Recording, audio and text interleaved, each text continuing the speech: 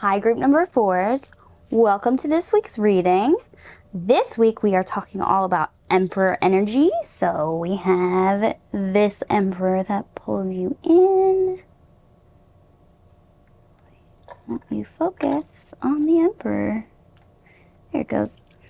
This is the Emperor card that we have for my Nightmare Before Christmas deck. It's Santa Claus. Christmas is my favorite, so I love it.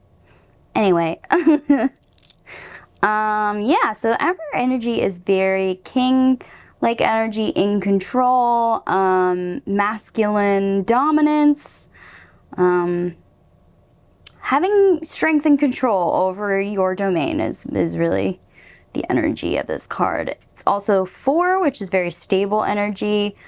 One of my teachers once told me, like, if you think about the numbers as like legs to chairs, 1's unstable, 2's kind of a balancing act, 3 is a little more stable, but 4 is like a table, as solid could be. So there you go. Anyway, so I'm gonna put this card back into the deck and we're gonna shuffle, and then we're gonna do this spread that I have for you guys today. This spread is, focus, please. Thank you. This spread is one I found on Labyrinthos, and it's a free resource for people who are trying to learn tarot. So, I'm going to explain the 6 cards as I shuffle, and then we are going to pull them and talk about each of them individually. So, here we go. The first thing we're going to talk about in this spread is disorder. What is in disarray? What things are running out of control and need structure, order, and clarity? The second card talks about my domain. It talks about what you are in control of, what your power is over, where you have power to enact change. The third topic is outside of my domain. What is outside of your control? What can you just forget about because you don't have control over it anyway? Fourth is to discard. What do we need to get rid of? Which we've been talking a lot about on this channel. I don't need to explain. And then the fifth is to maintain. What do I want to keep but needs work? And last is to protect. What things bring me happiness that I should protect, and how do I protect them? So, here we go. Emperor, could you please give us information for my group number 4s on these 6 areas and questions that we have for you, the Emperor card? Oh, there's one more. No, there's 2 more. That one and this one. And I'm going to see if any more want to say hello. There's another. Oh, there's the last 2. There you go. All right, let's do it. Oh, my incense went out. Okay, group number 4s. We're going to start here. This card is your disorder card. What is in disarray? What things need structure, order, and clarity? And the card you have here is the King of Potions. Ooh. The King of Potions in this deck is the King of Cups. King of Cups. Okay, you guys. What needs some order and attention? Our emotions.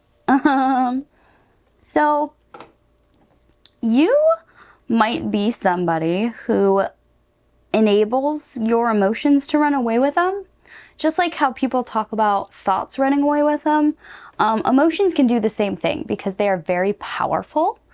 Or you might be somebody who has not mastered your emotions, so you don't have the capability to sit with negative emotions. So you gloss over them or bury them deep or never talk about them, which is also destructive to self. So one of either extreme you're on, your emotions are in disarray. your ability to control them and your ability to rise above them, or your ability to even engage with them are on the fritz. Yeah, so what needs structure, order, and clarity are emotions. What do I think is one of the best solutions for that? Therapy. Yeah, I'm always going to recommend that for basically everything, but when it comes to emotions, they are things that us humans have and are not super well equipped to deal with all of the time, and it helps to have a professional help you through them. It just does. So, yeah, therapy and working through our emotions. Yeah. So, that's all I have to say for that card. So the next card is your domain. What do you have control over? Where can you use your power to enact change? And we have the Four of Presents. This is the Four of Pentacles. They're cute little mice with cheese. So the Four of Pentacles is about being a bit stingy. It talks about overprotecting ourselves. Like, yeah, you're protecting yourself from all the things, but then you're also not letting anything else come in or become an important part of your life because you're so protective, you can't get up or move or change direction or anything. You're stuck. It talks about stuckness. So I think it's totally within your power to change this. It's about opening up. It's about letting go. It's about seeing that you have blocked the world out to keep yourself safe and making steps to open yourself back up again. So if I'm being honest, I guess this card is more towards the extreme of we're unable to face our emotions, to sit with our emotions. So we block all of the negative ones, or we block any of them at all. So we just don't feel a lot. This honestly brings up for me the feeling of depression. Like, this very feels like depression. At least this is very how my depression felt when I was in a very deep state of depression. You close yourself off from the world because you don't want to feel anything because everything feels awful. But the opposite is what gets you out of depression, and instead of closing yourself off to protect yourself, what is really necessary is opening yourself up, because those who love you will help, but they have to know to be able to help. They have to understand that something is going on to be able to help. Same with self, actually. If you don't admit to yourself that something is wrong, you can't even begin to help yourself. So this is within your control, though. This is the pulling your fingers apart one by one and showing your cards. It's a tough process. It is not fun, but it is worth it. It is worth it. Okay, the next thing I'm going to talk about is this card over here. This is what is outside of your domain. What is outside of your power? What should I ignore? Like, what are the things that you don't have control over anyway? So why are you worrying about them? So the card we have here is the Fool card. Oh, I love the Fool card. This is a really particularly adorable. Oh, focus on him. This is a really particularly adorable fool card. Because it's Jack Skellington and his dog, and it's really cute. And this is actually the forest where he like runs through to find something better and ends up finding the trees of like Christmas and Thanksgiving and all that stuff. So he's about to jump off a cliff, basically, into a world of craziness. So this is in number 3, which is what is out of your control. I think what we're seeing here is because, so you're afraid of tap into your emotions, right? So I think what the fear that you're focusing on that you don't have control over anyway is that you're afraid of being seen as a fool. Like, you're afraid of being seen as an idiot or being seen as overly emotional or something along those lines.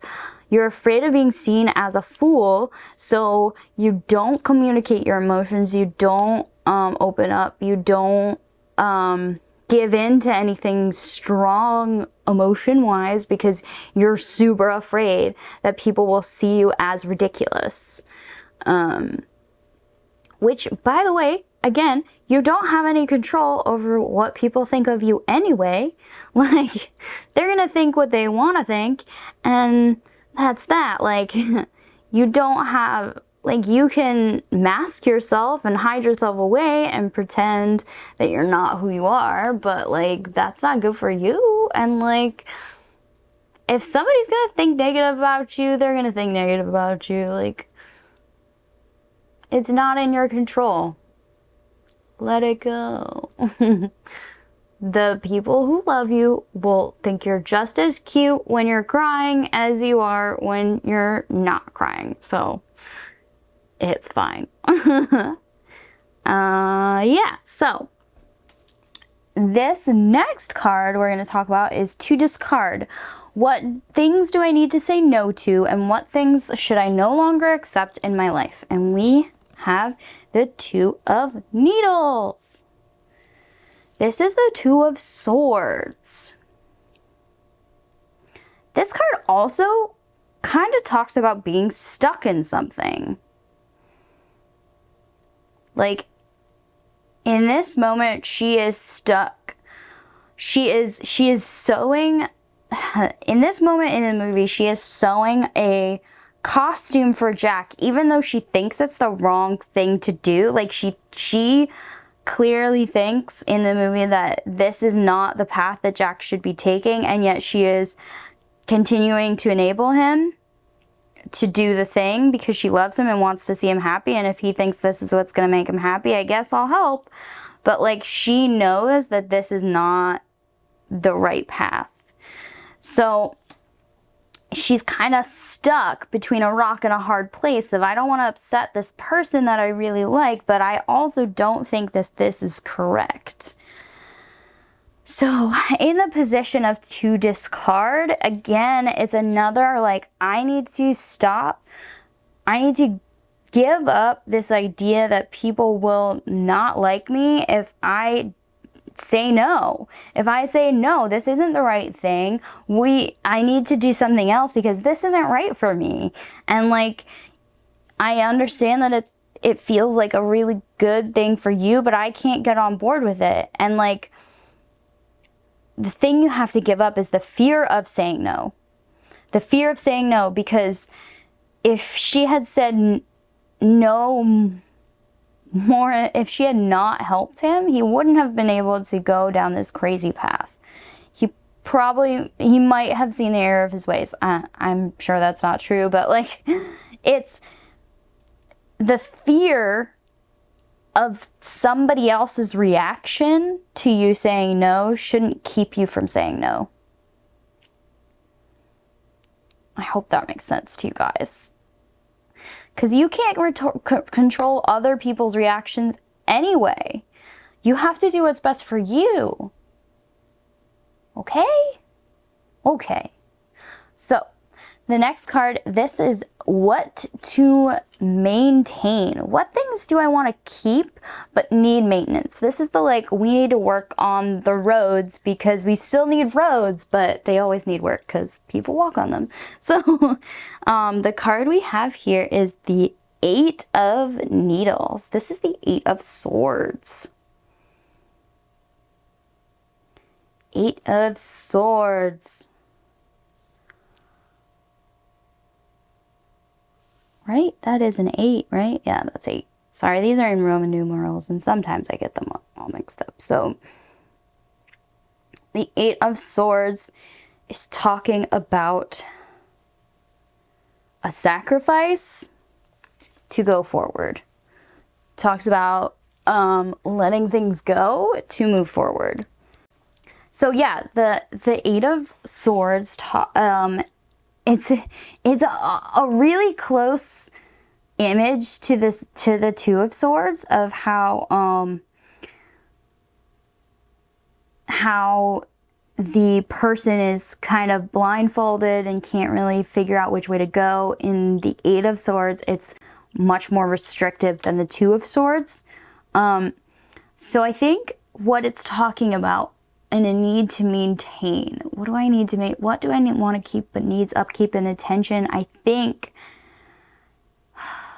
your feeling of I can't say no, or I can't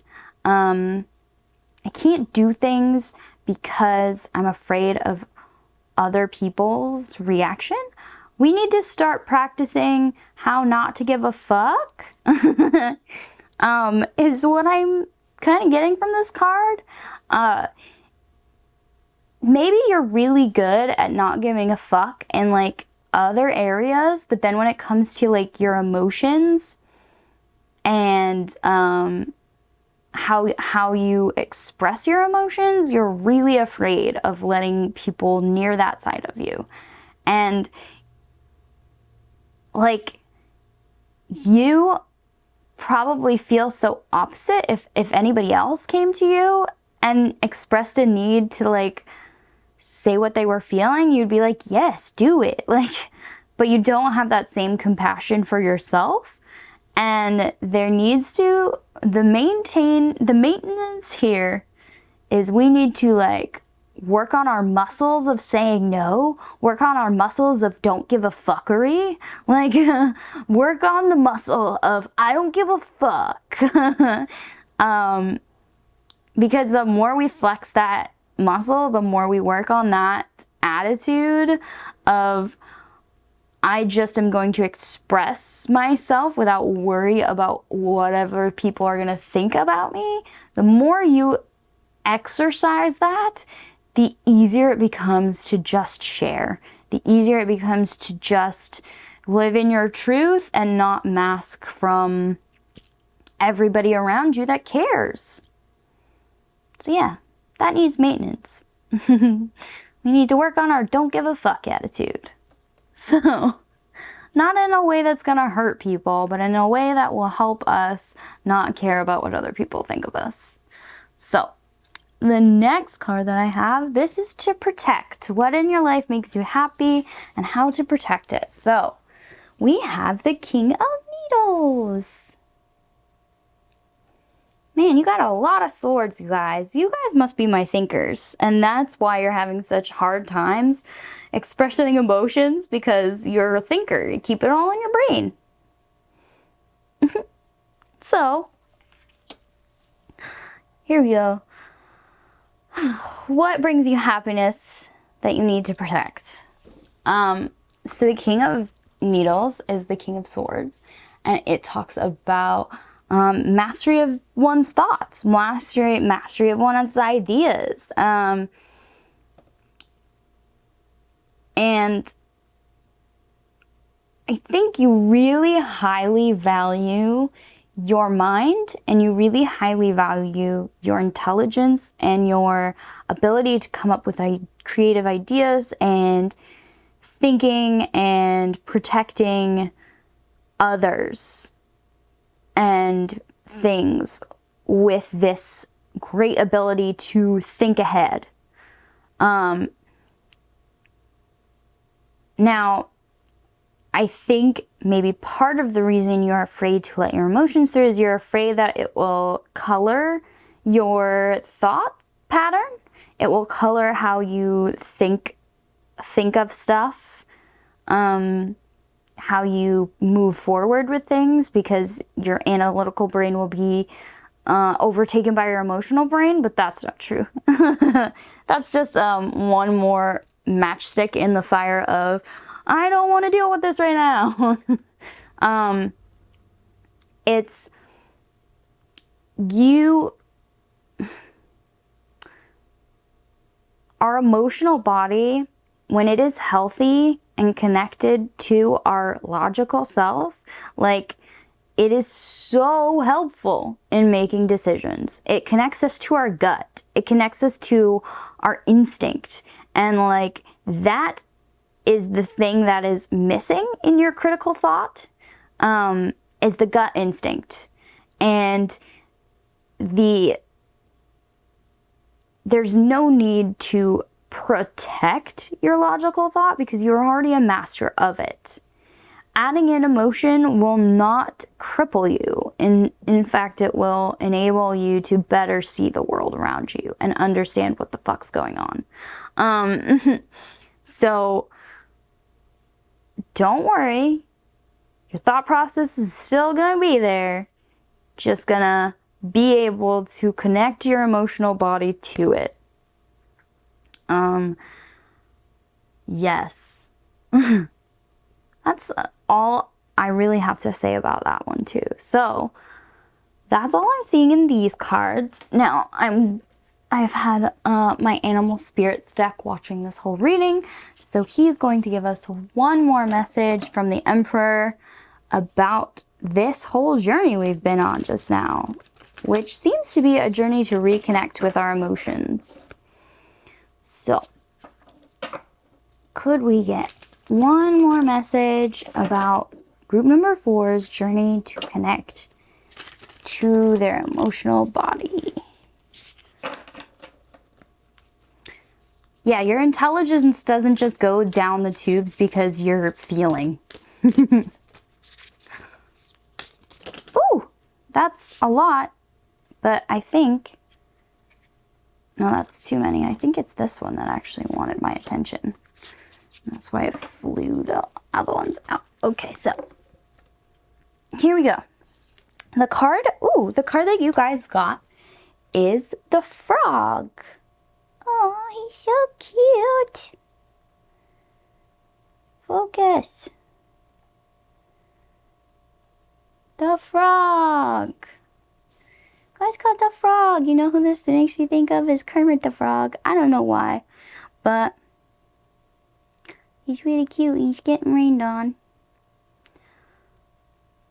So I think he's a spirit card, actually. I'm not sure. No, he's not. Maybe he's water.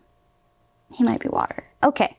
So we're going to look at the frog card. And I'm going to read it to you out of the book. Excuse me, Magus. I need the book. Thank you. My cat was sleeping on the book. But he says, it's okay. You guys can use it. So we're going to read the frog out of the book. He is a water spirit. So here we go. Frog. Clearing, cleansing, healing. Ah, that's why it made me think of Kermit the Frog. Very that. The frog and the water element are almost inseparable. The frog spends its first months of life entirely within this healing element, and then emerges to rest on land. But no matter how earthly the frog becomes, its need for cleansing and rejuvenation is regular. Frogs tend to become overworked and undernourished, so it is vital that such sensitive creatures practice self-care. This card serves as a reminder that water helps us cleanse, forgive, and release. Time to dive in. Frogs aren't meant to carry a heavy load. Oh, that very much is bringing up for me like this whole keeping your emotions to yourself. You're just weighing yourself down with it instead of letting it flow. So when this energy is in balance, it is clear energy and enthusiasm for life. When it is out of balance, it is depleted and running on empty. To bring it back into balance, take a swim in a lake, a river, ocean, or bathhouse. Or, you know, wash your hands. Just connect with water, basically. So, that is all I am seeing for you guys, group number 4s. Thank you so much for watching. Please like, comment, and subscribe. That really helps me out and the channel. I hope you guys have a blessed everything. Again, thank you so much for watching. This was Pan. Bye, you guys.